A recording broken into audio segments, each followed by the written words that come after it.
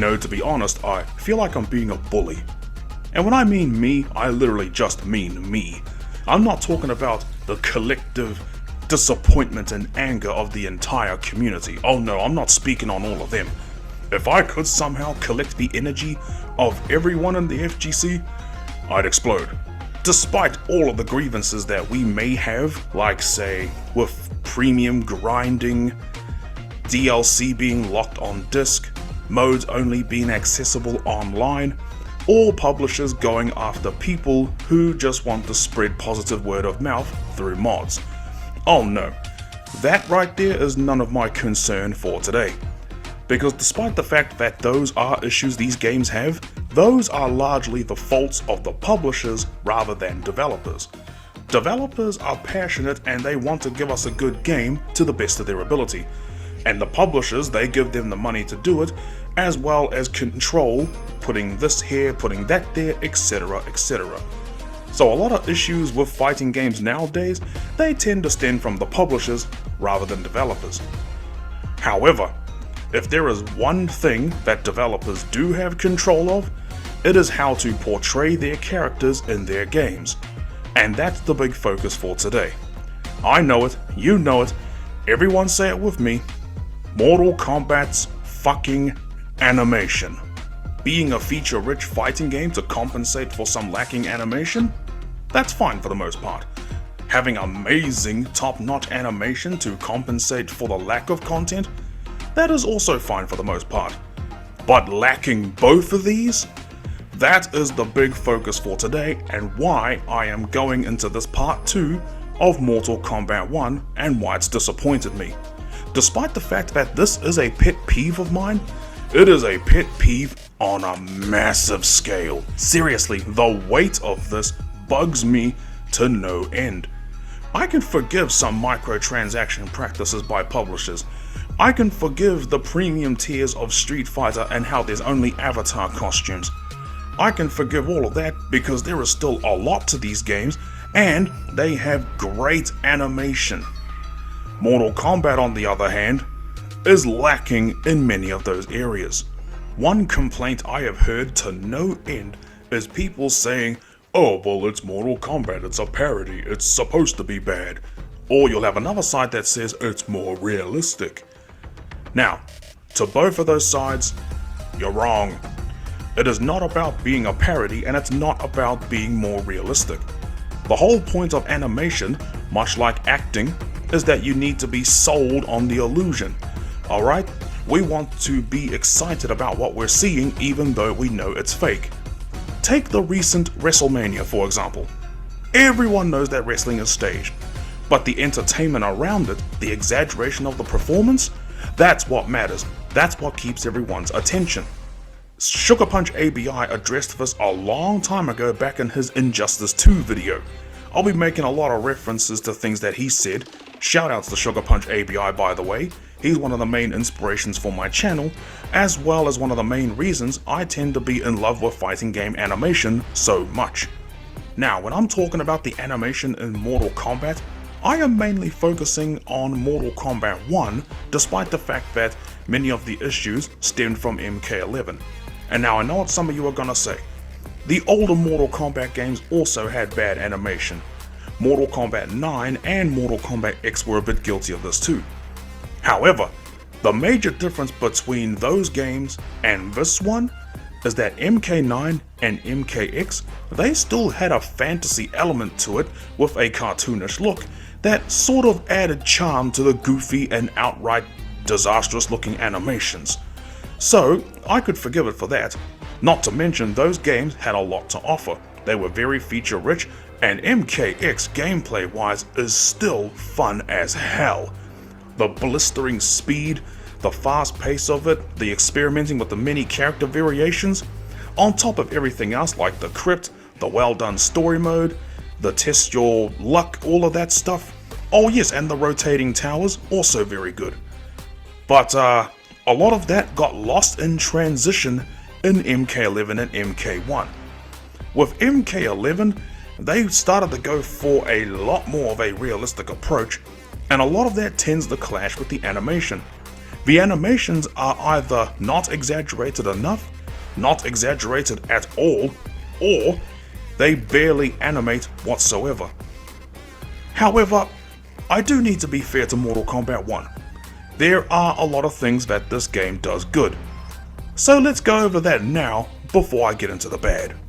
As mentioned in my experience with the big three, Mortal Kombat has always been very pleasing to the eye.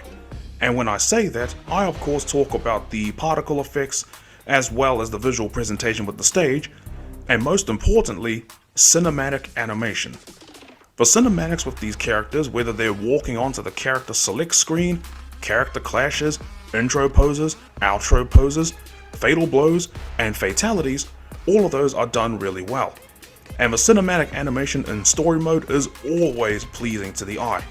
It is always a sight to see, and I love it, especially with the facial motion capture with a lot of these characters, and this is where the more realistic approach works really well, because it's always very impressive to see what they can do with the technology. The facial motion capture and the way the characters are expressive, that is beautiful. So when the game is out of your control, that is where the animation is at its best. But that's not to say that animations during gameplay weren't also improved. Character idle stances also look really good, and I've also stated previously in my older videos that Baraka is by far one of the best animated characters in this game. Baraka's animations work really well with Mortal Kombat 1's slower speed, as well as his awkward stiff movements, because if you're gonna have a character that's just gonna be stiff arming, then you may as well stick a couple of blades on the end of those arms so that it looks like he's reaching to gut and slash you. That works in Baraka's favor quite well. I also talked about how Tanya is well animated too, with her staff and her moves. More on her later, but for the most part, a lot of her animations look pretty okay. And a lot of characters are actually bending their knees when they kick, because a lot of the time they would just stick their leg out awkwardly, and it just wouldn't look right. But nope, there is quite a bit of transition of the weight this time. Some characters are actually stepping forward with their center rather than just leaning over with their shoulders. That is also good to see. And at the time of this recording, NetherRealm also released a trailer for Ermac. Ermac is a very good prime example of bad animations being repurposed into something else. A lot of characters look very stiff and not very lively, almost like they're just floating without any control over their body. And thankfully that principle applies to Ermac, but in a very positive way. Because if your character is just gonna look lifeless and out of control, then you may as well have them be an undead corpse being controlled by a bunch of undead spirits. And that works really well in Ermac's favor, so good job there. Now that my compliments are out of the way, it's time to get into my major complaints. Ahem. Thank you. Pet peeve number 1. Poor visual communication. You know the old saying, actions speak louder than words? Well, in the case of NetherRealm's animation, their actions are very misleading. Even though Mortal Kombat 1's animation is largely improved, and a good half of the character roster actually has good animations, unfortunately, we are going through the same process of NetherRealm taking 1 step forward and 2 steps back. I know we like to pick on Kitana a lot and MKX for her low kick, and there's a good reason for that. It's a low kick. So why are you kicking high? You know, a while ago I was about to say that the Predator actually has a worse low kick, but at the very least he's lifting up both of his arms and he's still kicking low, even though it still looks dumb as fuck. Back in the day, we never questioned the logistics of a low attack. However, it wasn't until the NRS era of Mortal Kombat that we actually started to notice them. Why is that? Because Mortal Kombat came along, and Injustice, to show us some really bad examples. After all, these are supposed to be low kicks. And yes, I know you can go into training mode and you can turn on the options to see those more clearly, but that's not the point. The point is that the game conveys one thing, but in actuality, it is something else. A lot of these characters aim in a completely different direction that is separate from where it's actually programmed to hit you. Now, I'm gonna go off track a little bit, and let's bring in Waldstein from Under Night in Birth. This attack right here is his low medium attack, and it acts similar to a sweep. It trips you up. However, notice how freaking huge his claws are. This looks like it's the same size as the opponent he is fighting. However, because of the way he is animated, even though he's a high quality sprite, the angle of his attack, how it looks like his claw is going into the foreground rather than directly at the opponent, this gives a good angle where you can clearly see that it's a low attack. Now, I can already hear some of you saying, well, no one's going to notice these lows in high level competitive play. And to you, I'd like to direct you to this screenshot from Rips Arena's YouTube channel. This was a tournament that happened, and as you can see on the screen, this is Xiao's low without his weapon. When this happened, the commentators laughed and they immediately said, what was that animation? Look, if you're gonna animate your characters to hit like Makoto from Street Fighter or Orchid from Killer Instinct that actually hit mid, then do that. But if your character's attack is actually going low, then animate the character's attack going low. Pet peeve number 2. Big bodies, little impact. Whether it's a power character with overwhelming pressure by way of big, slow strikes that can break your guard, or if it's a power character that can take almost any attack you throw at them and then give it back by taking over 50% of your health with one well-timed command grab, the big body character is one of my absolute favorite archetypes in fighting games. Which is why for this section, I wanted to mainly focus on Geras and General Xiao, stupid name. And I'm mainly going to focus on these two because they both carry one similar problem as well as having their own unique problem. Let's start with the General, shall we? First off, he's a general. What happened to him? I know Liu Kang nerfed him in this timeline, but come on. He should have just left him out completely. This is Shao motherfucking Kahn we're talking about here. One of the most iconic final bosses ever in any fighting game. A conqueror, a tyrannical ruler that carried a big frickin' hammer. Now he's just a lackey with a wood splitter. Yeah, because that's neat. Shao is one thing, but I don't understand why Liu Kang would nerf his own ally, Geras. He is nowhere near as physically imposing as he was in the previous game. I don't understand why they slimmed him down. It's pretty counterintuitive to his archetype. He's supposed to be a big body, high damage character with command grabs, but for some reason, he looks average. And that's the big problem that these two have in common. They're very average looking, despite the fact the game wants you to see them as imposing and intimidating. But they're not. They're just average. Their own unique problems don't help this either. With Xiao, whether he's armed or disarmed, his animations are all over the place.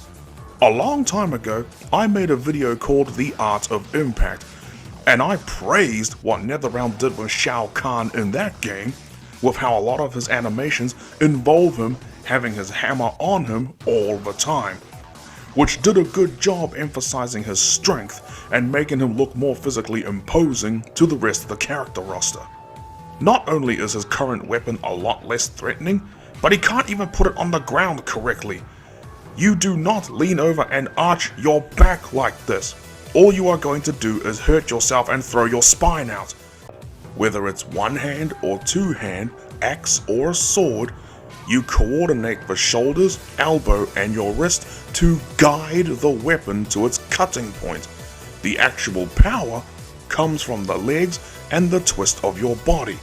So the power comes from your legs and your core. What Xiao's doing is that he's using his whole upper body without properly using his core. His arms are straight the whole way through, and his head is in line with the axe head. That actually takes away a lot of the power of your swing. so I don't understand why he does this.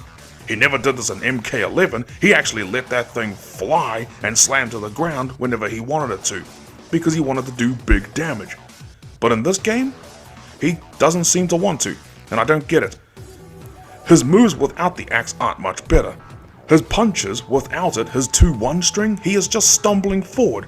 And yes, I know he can go into an upwards knee strike after this, but it still looks dumb. He's just literally stumbling forward. This is Aaron Black from MKX all over again. And of course, the frickin' low. You might be wondering, why am I focusing on this so much? 2 reasons. 1, this is a move other characters have and it still looks bad. And 2, his physiology. I know I just said that he looks pretty average for a big body character, but he's still a big body character. Look at his proportions. He's a very top heavy character, which means he has a lot more weight that he needs to control when doing something. So not only does his low look bad, even when you silhouette it, you can't even tell what he's doing. Is it an upwards roll? Is he rolling backwards? No, this is supposed to be a low kick. This goes back to what I was saying before about being sold on the animation. Now yes, with fighting games, logic can go out the window, but you still need to apply character logic. The character's stature and build needs to align with their moveset, and if it doesn't, then you get, well, a lot of Mortal Kombat animations. That's the entire point of this. I know that reusing assets is common practice in fighting games and video games in general, but the fact that Shao and Smoke have a very similar bad looking low is a bit distracting. Now, like I said, character logic still needs to apply, and by the logic of these characters, they should not have this at all. Now, I've seen a few people on Twitter talk about how Street Fighter also has some weird looking lows, but at least with a character like DJ, it makes sense. He's a dancer, so when DJ gets low, he drops it low, and he actually has a similar kick to what both Shao and Smoke have, but it's just better. You can tell by the position of his body that he's actually a lot more balanced. And again, he's a dancer, it makes sense for him to have this kick. And more importantly, he's actually going low. Why are the other two going up again? Ugh. When it comes to the unique problems with Geras, unlike General Shao, I feel that his issues can actually be fixed within MK1. You see, in MK11, he had the size and he had the speed, but he just didn't have the proper key poses and animation to really sell his movements. In MK1, on the other hand, he's got some good poses and good reanimated strings, but now he is lacking both size and speed. Instead of just fast forwarding his moves, just cut down the slower frames in between the really heavy hitting moves and a lot of his throws, so that you can get the impact and it's a lot more satisfying. And just make his body the same size as it was in MK11. I feel like these small adjustments would actually improve Geras' animations a lot and really sell him as a big body character. But as it stands right now, he just isn't. And that's one of my big pet peeves. Speaking of which, let's move on to the other one. Pet peeve number 3. Put emphasis where it counts. Okay, so this next part I'm going to be focusing on is something the whole character roster is lacking. I could talk about each character's problem individually, but this video would be 2.5 hours long, and I don't have the energy for that. As I said before, Baraka is one of the best animated characters in this game, even though he does have a few animations I personally feel could be ironed out a bit better. But it's largely okay with Baraka because he's categorized as fighting more like a monster. Not to mention he has blades constantly coming out of his arms, and they actually leave good weapons trails, not just with the blade spark, but also with the little drops of blood that come out of his forearms. So that's a nice touch. In fact, there's a lot of characters that have nice touches with their weapons. Katana has a few moves where she's lacking a bit of twist, But overall, the moves with her fans, especially certain strings where she throws it up in the air and then catches it to finish the string, that is pretty cool to watch. And the little aerial cartwheel thing that she does looks so stupid, it's actually good. And while many fans were disappointed that Rain went from classic purple ninja to purple magician that controls water, honestly, this is one of the biggest glow-ups a NetherRealm character has received in a very long time. The way Rain utilizes water in a lot of his animations is pretty cool to look at, not to mention the effects of the water are clean, no pun intended. I wish a lot more characters had this, but I also wish that a lot of the good animated characters were actually good in the game's meta. Take for example Sub-Zero. He's another character that has good animations. His movements are very straightforward, but they're precise, and he strikes with cold intention, which is what you'd expect from a character who literally has ice in his veins. And he has one of the coolest animations ever, where he literally makes a spine and skull out of ice. A nice homage to his classic spine rip fatality, while also giving him a cool new move. That is pretty cool. But for some reason, NetherRealm is biased towards a few of their characters, so well-animated characters like Sub-Zero get the shit end of the stick, while terribly animated characters like Johnny Cage and Reiko, for some reason, are okay in the meta. Well, with Reiko I can see why. He's supposed to be a command grab character, and yet you can zone with him all day. Kinda got a clash of ideals there, NetherRealm. Get that worked out. Also, someone please clarify this for me. Is it ever explained in the game why Reiko has this red energy stuff coming from his legs that give him extra range? I mean, is that magic? Is that a gift from the general? Is it his toe jams and he's just knocking you back with his stink-ass feet? Well, whatever the case, it doesn't really help his animations. A lot of what he does really lacks that twist, and given the fact that he's a close-range fighter, he can really benefit from putting a bit more weight behind his punches and his kicks, which he really should be doing with this ground pound animation. This is one of the most pathetic looking ground pounds I have ever seen in a fighting game. It just looks like he's gently pushing your head into the ground rather than trying to cave your face in. I could go on and on about his moves, like his terrible overhead smash and his piss poor spinning back fist, but I'd be here all day, and I've already dedicated an entire video to the animation disaster that is Johnny Cage. So if you want to know my thoughts on him, I'll link the video in the comments below. To some degree, every character in this game is restrained by their animations, and that should not be the case. They should allow to be extra. And this is Mortal Kombat after all, one of the most extra and over-the-top franchises that's existed for a very long time. So characters should not feel like they are being held back, whether it's gameplay-wise or animation-wise. Now yes, I understand that Mortal Kombat doesn't animate the same as other fighting games, but that's not the point. I'm asking for it to sell me on the animations.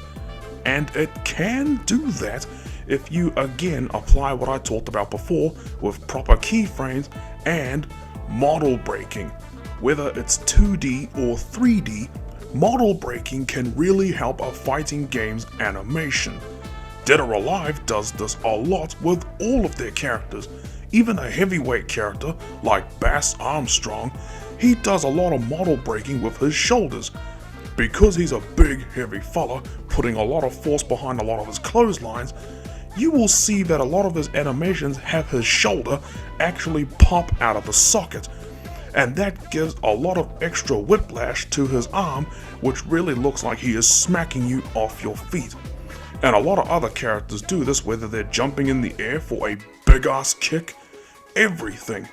And of course, the classic example, Kazuya's Hell Sweep in Tekken.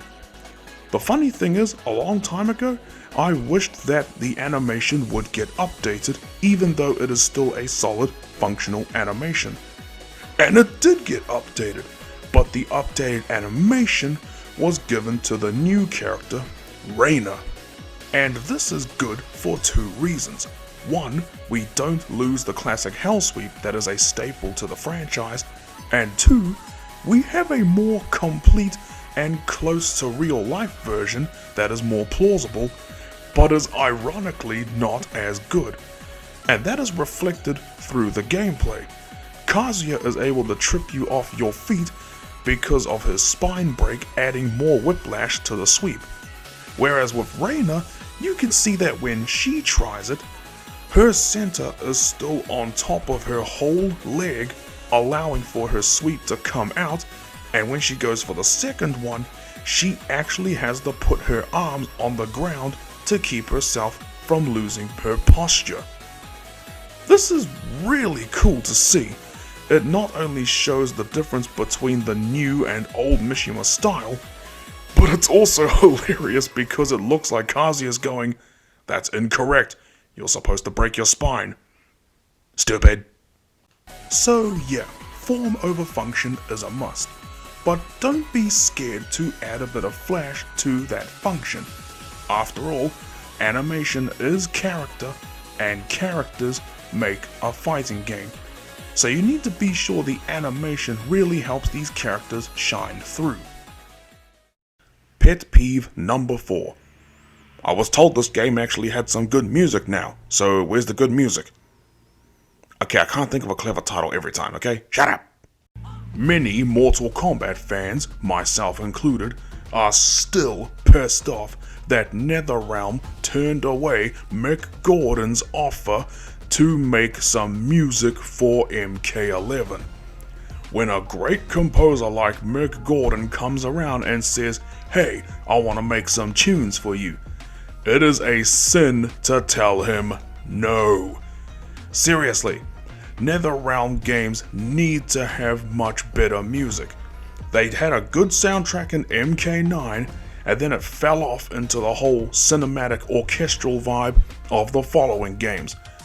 And many people came out and said, "Yay, MK1 finally has good music." And it does, but it's very few and far between. And even with the good music tracks in this game, true to NetherRealm's approach overall to their game design and audio design, it is very low energy. Now, of course, when it comes to good music in this game, people are quick to point to the track made by Casey Edwards,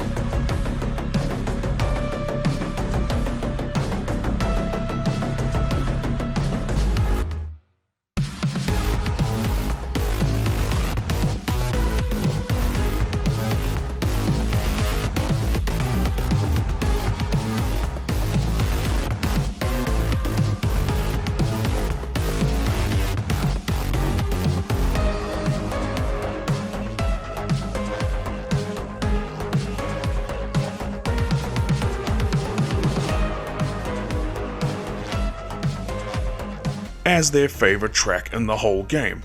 And there's a couple reasons for that. The stage was in the closed beta, so it was used a lot.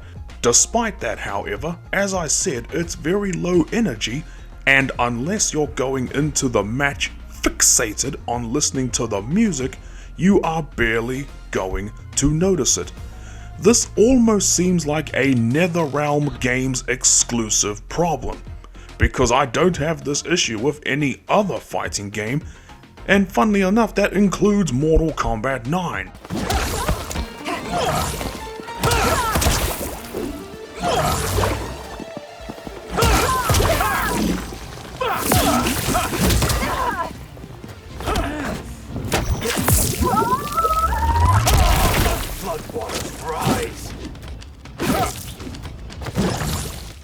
And believe me, I took extra time to listen to all the music in the game, even going so far as to mute all of the audio except for the music. But even when I did that, some of the music was so damn forgettable. How many of you can remember what the music to Sundo Daytime sounds like? Because if you can remember, you have some bloody good ears or bloody good memory, because I forgot the moment the track was finished. There were only a couple other standout songs to me.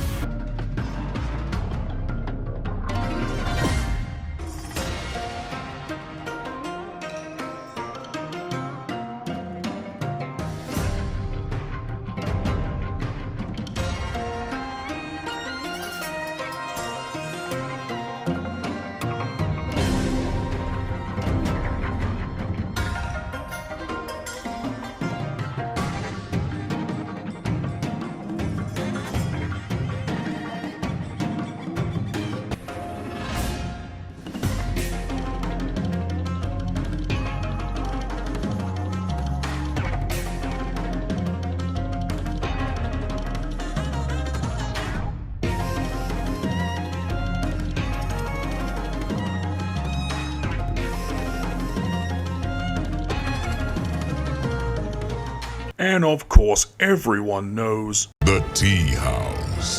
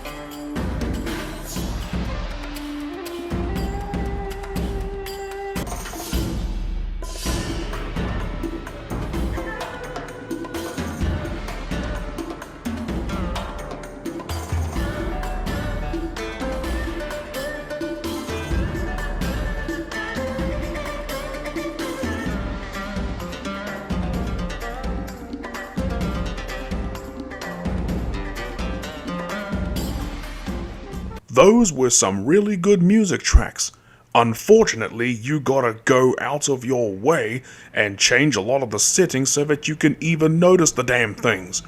You should not have to do that in any fighting game, especially when music is used to create hype in a fighting game.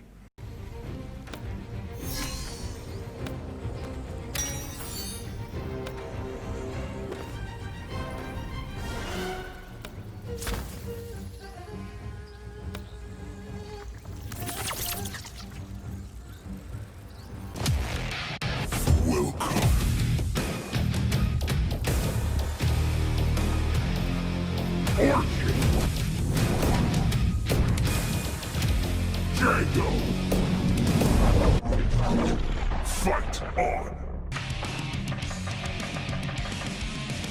Testament.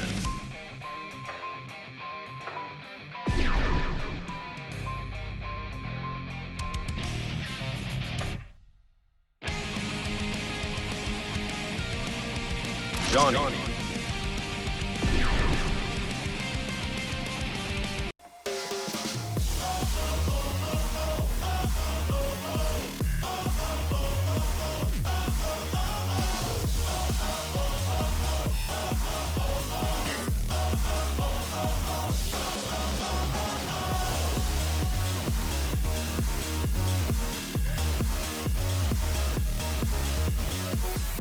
And to demonstrate a little more contrast, let's look at some MK1 footage but with some different tunes.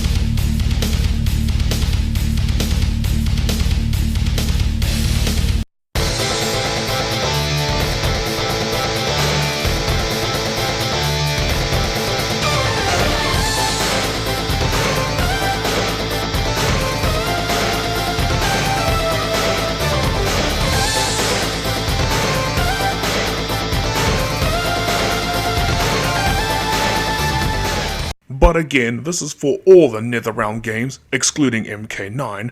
They could all benefit from some better music, like this.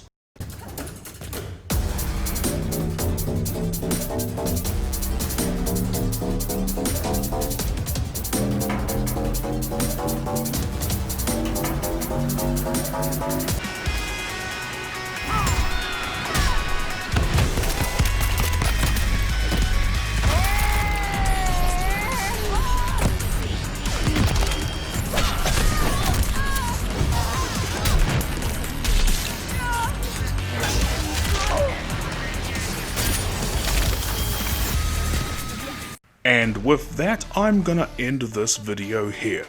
If there was a lot more to Mortal Kombat 1, and at the time of this recording a new patch did just drop, or at least the patch notes did, I'm not sure about the actual update to the game, that shows that there is gonna be more coming to the game in terms of mechanics and adjustments.